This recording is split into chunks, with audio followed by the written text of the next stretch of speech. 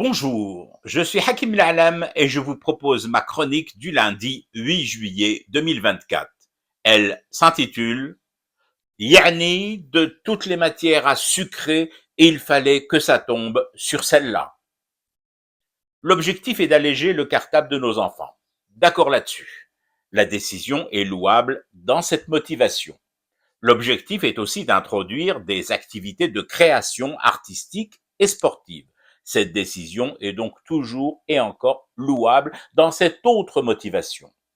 Mais si pour obtenir tous ces mieux, il a fallu aux responsables du secteur de l'éducation supprimer 2 matières dans le programme des premières classes du cycle primaire, dans leurs années 1 et 2.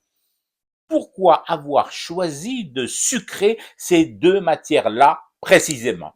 L'éducation civique et l'initiation aux sciences et aux technologies. Yani de toutes les matières dont les livres et cahiers alourdissent le cartable de l'écolier du primaire, ce sont les livres, cahiers et séances d'éducation à la vie ensemble qui étaient les plus lourds. Chouf subhanallah, fahmi aqli.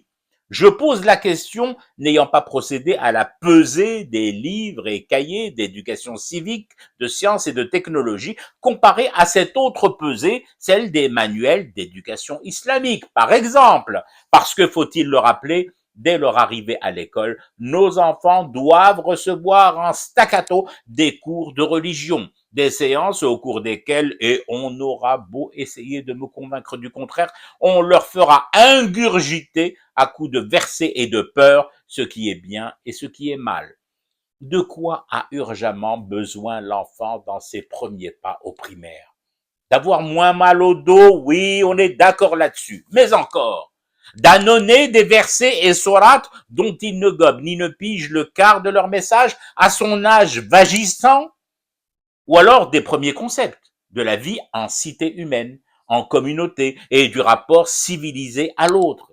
Encore une fois, je pose la question, je ne suis pas spécialiste ni forcément le plus indiqué pour aborder des questions de pédagogie, de dialectique et de sociologie et de l'apprentissage ou encore moins de méthodologie. Mais il semble aux profanes que je suis que nos villes, envahies par des ensembles immobiliers gigantesques, dévorées par de nouvelles implantations et lieux de vie aux proportions incroyablement porteuses de dangers futurs, parce que dépourvues de structures culturelles et sociales d'accompagnement, il était tout de même plus urgent de dispenser à nos filles et à nos garçons les rudiments de la sociabilité, du partage apaisé de l'espace commun et pas forcément de les armer, d'armer leurs besaces de sentences lapidaires, récitatrices et itératives sur la religion, l'au-delà et comment y parvenir sans succomber au shaitan.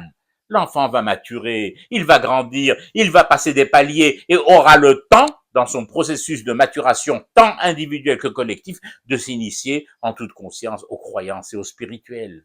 Quelle était donc cette urgence qui a conduit à biffer hors programme, effacer les 2 seules matières qui peuvent faire un chouïa airbag contre la bombe sociale qui va nous péter à la figure lorsque les enfants nés dans des cités, les cités des 35 500 ou 4 800 logements sociaux auront grandi sans avoir été familiarisés en toute sérénité éducative dès leur première année au primaire, dès le seuil de leur école franchie pour la première fois aux règles de la civilité. Encore une fois, je ne suis pas expert en la chose, mais ce genre de sucrage de matière aussi importante que l'éducation civique et les sciences et les technologies suscite en moi une vraie terreur prospective, une peur panique pour l'avenir, au point de m'amener à m'exclamer en religiosité non feinte, Rabbi yastar.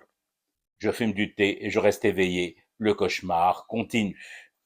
C'était Hakim L'Alam, je vous retrouve demain pour une autre chronique et une autre façon de dire son amour à l'Algérie.